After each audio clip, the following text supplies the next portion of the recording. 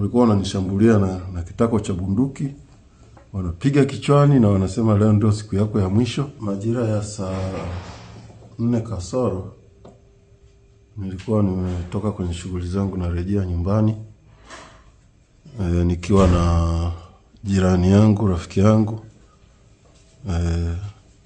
na nilikuwa natumia gari yake. Kwa mimi nilikuwa naendesha, yeye amekaa upande wa pili. Wakati tumekaribia kabisa nyumbani kwangu, ploti moja kabla ya nyumbani kwangu, gari imekuja ikanipita upande wa kulia, ikani overtake haraka.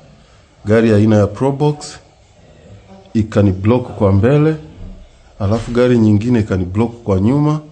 Wakashuka watu wengi, nafikiri kama 5 au 6, wakafungua mlango wangu, wakamshusha yule bwana ambaye nilikuwa naye upande wa pili, wakanibeba kwa nguvu.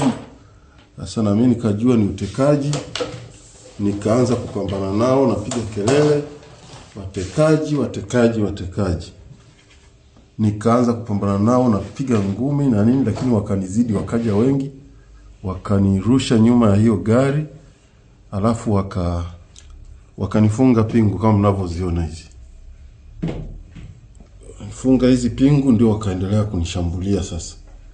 Na mimi sasa nikawa najaribu kupambana nao, lakini sasa kwa sababu nilikuwa nimeshafungwa pingu, ikawa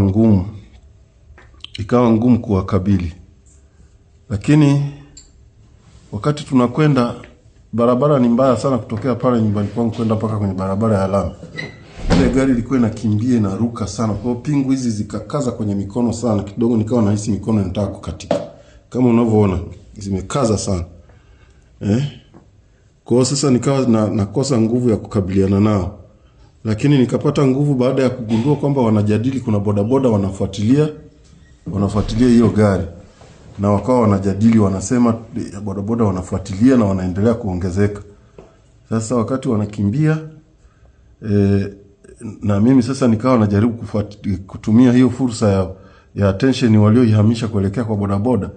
Walikuwa wameniweka kwenye buti ya ile gari ya Probox. Nimejaribu kushika lock ya kwanza, ya pili, zote zikawa haziwezi kufunguka na nimefungwa pingu. Kwa hiyo hata alikuwa amenikanyaga pia.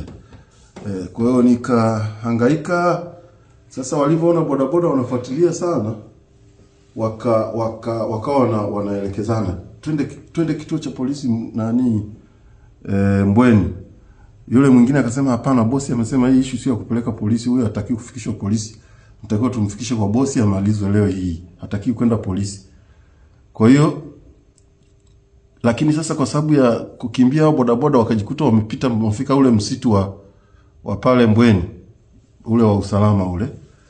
Sasa mimi nilikuwa sijui, lakini nikahisi walipofika pale wakaona wana fursa sasa ya kukabiliana na wale wa bodaboda.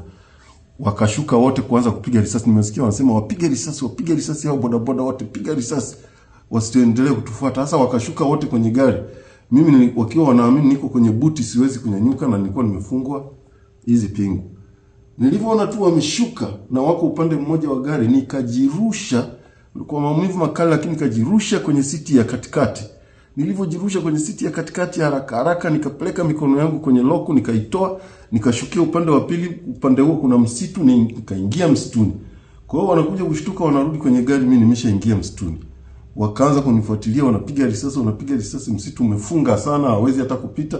Mimi nikawa na crawl kiasi kwamba suruali yangu imenaswa kwenye miba, nikaiacha humo, siwezi kujitoa miba kwa sababu nimefungwa pingu. Nimecrawl kwenye miba kwa muda wa saa nzima na nusu, ndio nikaweza kutoka upande wa pili. Na kwa hiyo namshukuru Mungu, angalau niko salama sasa, nimeweza kutoroka kwenye mikono yao wauaji.